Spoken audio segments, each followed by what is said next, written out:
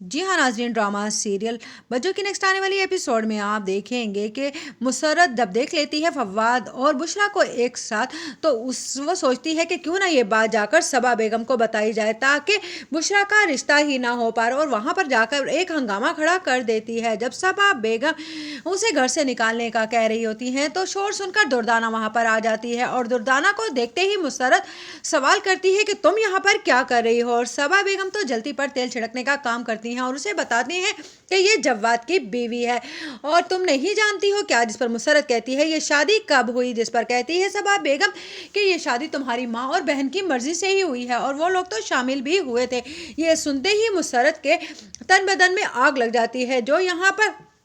बुशरा के लिए लड़ने आई होती है। जब उसे पता चलता है कि उसकी पीठ में खुराज बुशरा ने ही खोपा है तो वो घर आकर एक हंगामा खड़ा कर देती है। इधर नवीन की तबीयत खराब देखकर उसकी माँ कहती है सुहेल की कि तुम्हें इस तरह से काम पर नहीं जाना चाहिए, घर पर रहकर आराम करना चाहिए। जिस पर नवीन कहती है हाँ, जैसे इस घर में तो बहुत आराम के लिए नौकर चाकर रखे हैं सुहेल ने, और आप लोगों ने शम्मो को तो इजाज़त दे दी है काम करने की और मुझे घर में बांध कर रखना चाहते हैं कि मैं घर के काम काज करूँ और मेरे बच्चे को कुछ हो जाए। जिस पर मुसर्रत की माँ कहती है नवीन से कि क्या सोच रही हो तुम, ये गलत बातें हैं, मैंने कभी ऐसा नहीं चाहा। सुहेल के बच्चे से मुझे भी उतनी ही मोहब्बत है जितनी तुम्हें, उसके आने के बाद सबसे ज़्यादा खुशी तो मुझे ही होने वाली है। उधर आप देखेंगे कि जब